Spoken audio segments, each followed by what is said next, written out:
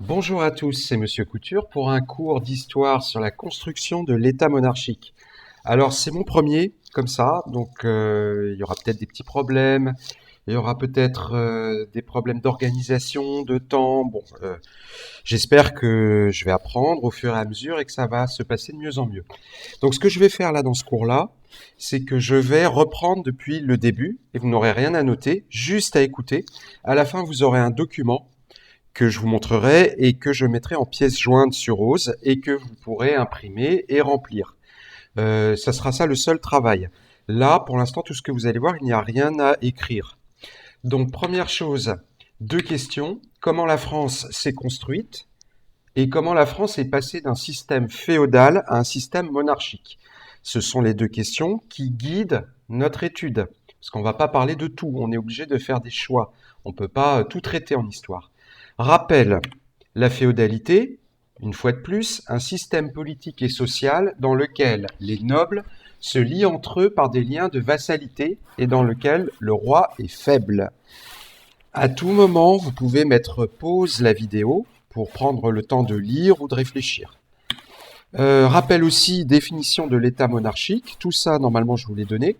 État dans lequel un roi, qu'on appelle aussi un monarque, détient le pouvoir souverain. Alors, qu'est-ce que c'est qu'être français au Moyen-Âge? Je vais commencer par là. Qu'est-ce que c'est être français au Moyen-Âge? C'est rien du tout. C'est quasiment rien. Au Moyen-Âge, la France, c'est quelque chose de très flou, de très vague. Les gens, qui sont pour l'essentiel des paysans, appartiennent à une seigneurie, font partie d'une seigneurie comme celle de Vimy. Éventuellement, ils savent qu'ils font partie d'un comté, d'un duché plus grand. Et puis après, ils savent qu'il y a un roi, mais pour eux, c'est un peu vague, un peu flou, ils ne l'ont jamais vu. Évidemment, les frontières, ils n'ont jamais vu. Il n'y a pas de carte du monde, il n'y a pas de carte de l'Europe, il n'y a pas de carte de France à l'époque. Donc, être français, c'est quelque chose de vague à cette époque, pas comme aujourd'hui. Et on appartient à une seigneurie, mais on n'appartient pas à un pays. La différence entre, par exemple, l'Angleterre et la France, l'Allemagne et la France n'existe pas encore. Ici, je vous ai mis un petit rappel sur la faiblesse des premiers rois capétiens, en particulier de Hugues Capet, avec le fameux texte « Qui t'a fait comte, qui t'a fait roi ». Donc je vous laisse mettre la vidéo sur pause et le lire tranquillement. De toute façon, on l'a déjà étudié en classe. Alors, là aussi, vous pouvez mettre pause pour prendre le temps de bien regarder ça. En haut, une frise chronologique des rois capétiens et puis Valois. Valois, c'est capétien, c'est presque la même chose. C'est simplement une autre branche. Je vous montrerai ça dans une autre vidéo, vous verrez ça plus tard.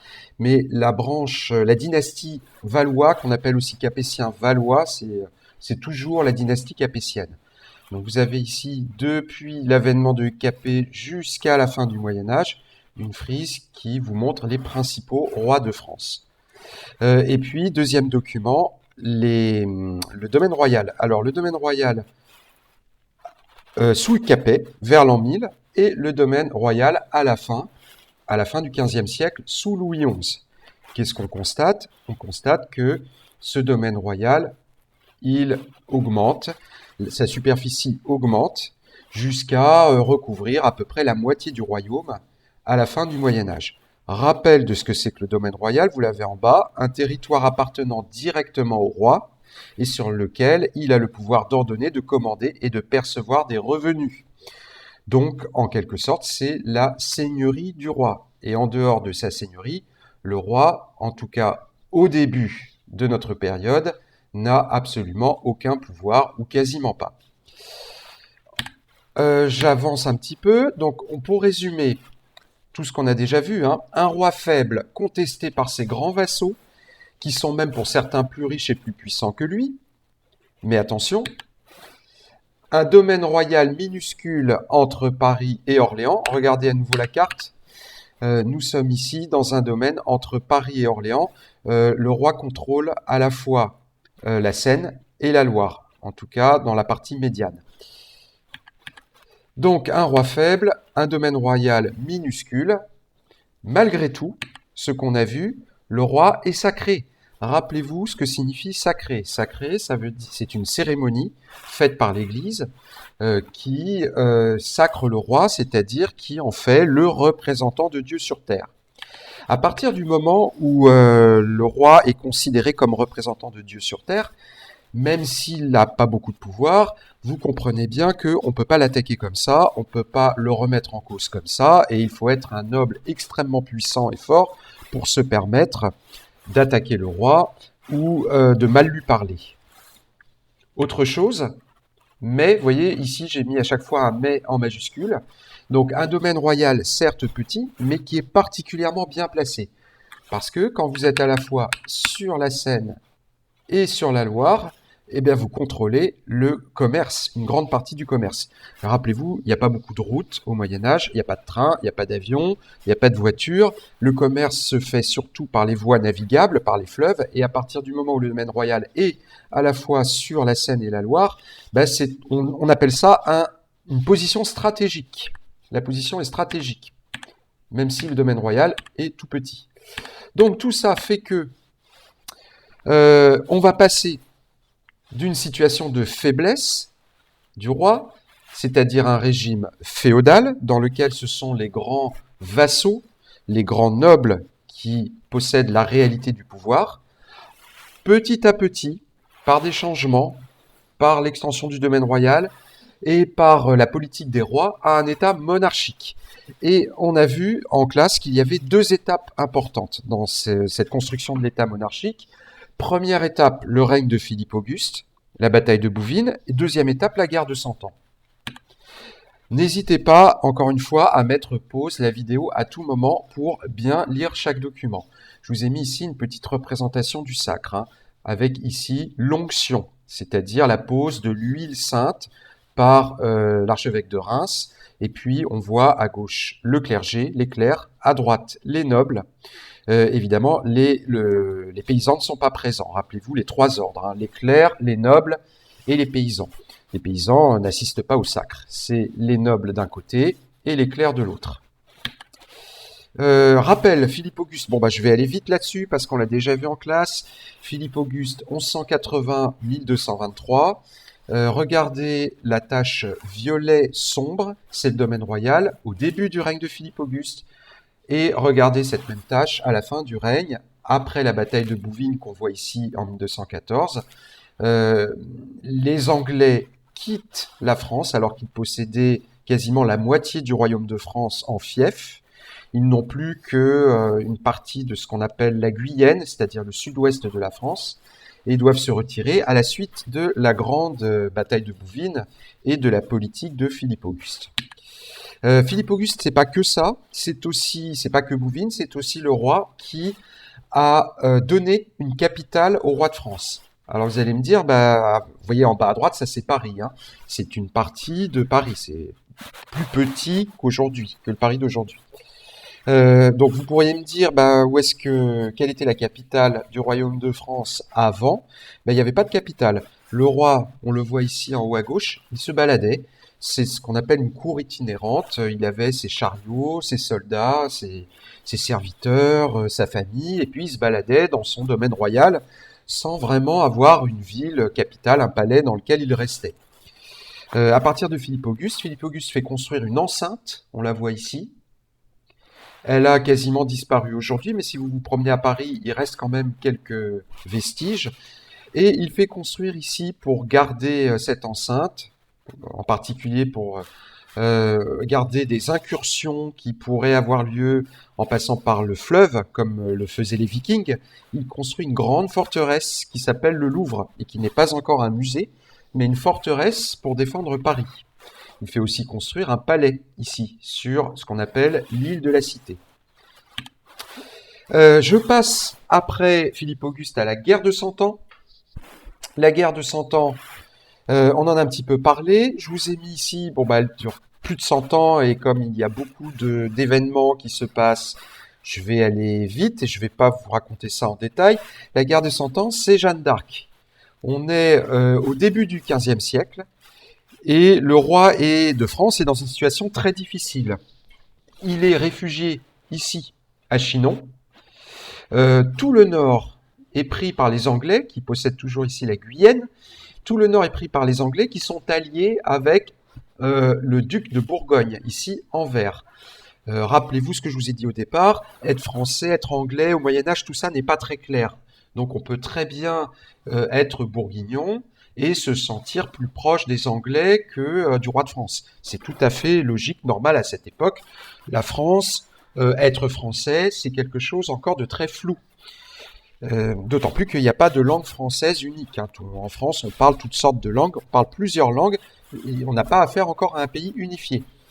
Donc, ici, on va parler un petit peu de Jeanne d'Arc. Jeanne d'Arc, c'est une paysanne qui vient de là, Domrémy, dans l'Est, et qui va réussir à rejoindre Chinon, où s'est réfugié le roi de France, qui s'appelle Charles VII, et qui n'est pas encore sacré roi, qui est contesté. Les Bourguignons ne le reconnaissent pas, les Anglais, bien sûr, non plus. Il est dans une situation de faiblesse extrême avec, vous voyez, ses ennemis qui sont positionnés au nord de la Loire. Et Jeanne d'Arc, elle va commencer par délivrer Orléans, par une victoire militaire, hein, en commandant des soldats, ce qui est tout à fait exceptionnel. Et elle va remonter jusqu'à Reims en libérant donc un passage pour que Charles VII puisse se faire sacrer, puisque les rois de France se font depuis Hugues Capet, un petit peu après, sacré à Reims, dans la cathédrale de Reims. Une fois qu'il est sacré, Charles VII n'a plus besoin de Jeanne d'Arc. Jeanne d'Arc va essayer de libérer Paris, elle ne va pas réussir, Paris était sous contrôle bourguignon, elle ne va pas réussir et elle va être capturée par les Bourguignons qui vont la vendre aux Anglais et c'est là qu'elle va être brûlée vive par les Anglais. Charles VII ne va rien faire pour la sauver, pour tout un tas de raisons, en particulier parce qu'il essayait de se réconcilier avec les Bourguignons et qu'il était en passe d'y arriver, donc il ne voulait pas les gêner en intervenant pour sauver Jeanne d'Arc. Bref, on arrive à la fin du règne de Charles VII, donc à la fin de la guerre de 100 ans. Charles VII remporte victoire sur victoire et vous voyez que les Anglais sont finalement chassés du royaume de France. Ils ne possèdent plus ici que quelques territoires autour de Bordeaux et Bayonne. Et Charles VII, c'est le roi qui gagne la guerre de 100 ans. Fin de la guerre, 1453. 3 images, la rencontre entre Jeanne d'Arc et Charles VII. Pour information, à Chinon, la cour de Charles VII s'était amusée à cacher Charles VII et à mettre un autre homme sur le trône et à cacher Charles VII dans l'assistance. Et quand Jeanne d'Arc arrive, alors qu'elle ne l'a jamais vu de sa vie, elle le reconnaît dans l'assistance et tout le monde pense que c'est un miracle. Et c'est à ce moment-là qu'elle gagne sa crédibilité parce que sinon, c'était simplement une paysanne qui venait voir le roi et elle n'aurait pas eu la confiance du roi. À gauche, un portrait de Charles VII, fidèle. À droite, un portrait de Jeanne d'Arc qui date du 19e siècle et qui, lui, n'est pas fidèle. Hein, c'est une invention complète.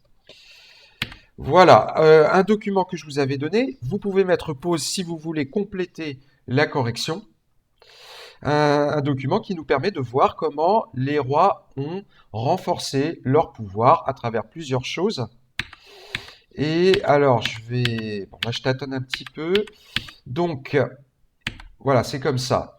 Ce qu'on avait vu, c'est que la justice royale appliquée dans tout le royaume, la monnaie commune, la création d'une armée permanente par Charles VII, des impôts permanents pour financer cette armée, la soumission des derniers grands vassaux, tout ça se fait durant cette période qui commence avec Hugues Capet et qui se termine au XVe siècle avec le règne de Louis XI. Le domaine royal qui s'agrandit, soit par la guerre, soit par l'achat de fiefs, soit par les mariages. Alors la guerre, vous comprenez, l'achat de fiefs, les rois, il leur arrivait d'acheter directement aux grands nobles, à leurs grands vassaux des terres, pour les annexer au domaine royal. Et il y a une troisième façon d'agrandir le domaine royal, c'est le mariage. Alors là, il faut expliquer un tout petit peu. Les rois avaient des fils et ils avaient aussi des filles. Qu'est-ce qu'ils faisaient avec leurs filles?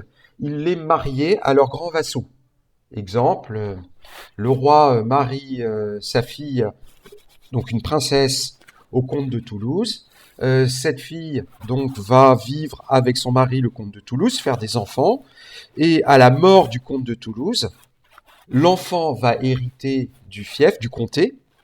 Mais comme il est petit-fils du roi de France, par sa mère, il est petit-fils du roi de France, eh bien, le territoire va directement passer dans le domaine royal.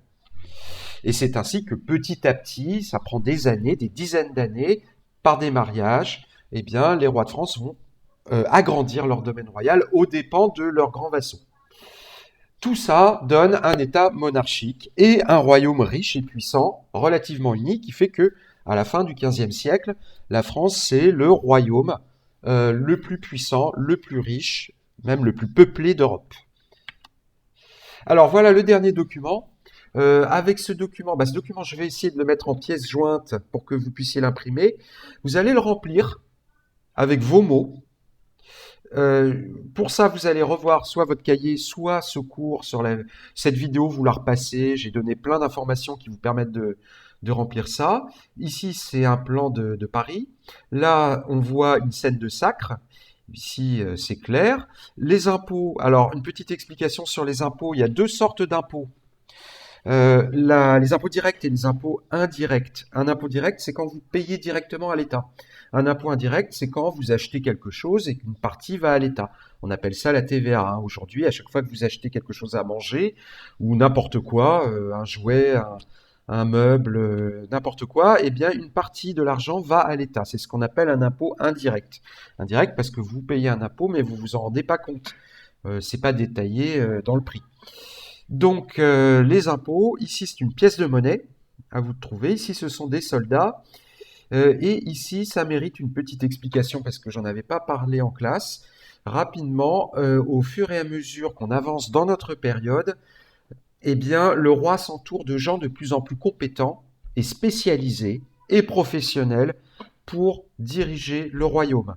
Alors, c'est d'abord le conseil du roi, qui sont des nobles qui sont spécialistes de la politique et qui vont diriger le pays avec le roi.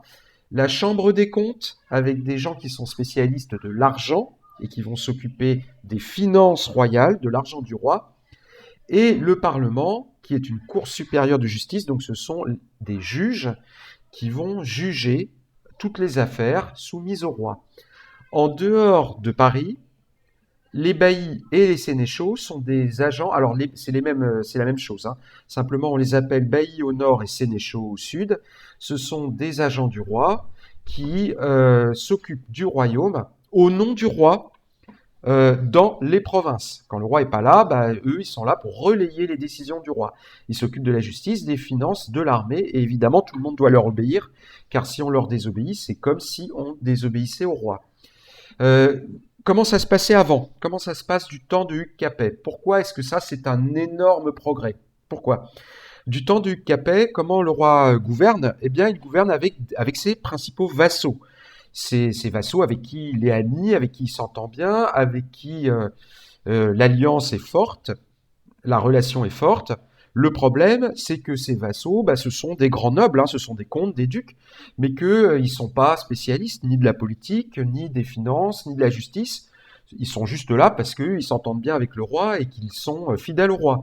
Ce qui fait que, certes, le roi a des hommes fidèles avec qui gouverner, mais c'est pas du tout des spécialistes. C'est pas des gens dont c'est le métier. Et donc, le gouvernement du roi, il n'est pas du tout aussi efficace que quand vous gouverner avec des spécialistes qui s'occupent chacun de leur domaine. C'est la même chose pour l'armée. L'armée, à partir de Charles VII, vous avez une armée professionnelle, une armée qui est disponible tout le temps, 12 mois sur 12, qui est entraînée, qui est fidèle. Comment ça se passait avant? Rappelez-vous ce qu'on avait déjà dit en classe. Comment le roi part-il en guerre? Comment lève-t-il son armée? Il fait appel à ses vassaux et il demande à ses vassaux de lui envoyer pendant 90 jours ses soldats, leurs soldats. Donc les soldats arrivent, parfois il y en a qui n'arrivent pas, parfois ils partent avant, ils ne sont pas toujours très fidèles, ils ne sont pas toujours très motivés. Le roi ne peut pas vraiment compter sur eux pour faire la guerre. Alors qu'avec une armée permanente, une armée professionnelle, qui est payée par des impôts, eh bien le roi va pouvoir justement avoir les moyens de sa politique, c'est-à-dire quand il décide de partir en guerre, il sait qu'il a tant d'hommes derrière lui qui seront fidèles et qui seront efficace. Voilà tout, je m'arrête là, je vous mets ça en pièces jointes et j'essaierai de continuer. Faites-moi des commentaires, faites-moi des remarques par mail, dites-moi si c'est ce qui va pas, si c'est bien visible, si je vais trop vite, si j'emploie des mots trop compliqués, si c'est trop long, si... Bon, faites-moi toutes les remarques que vous voulez et j'essaierai de m'améliorer.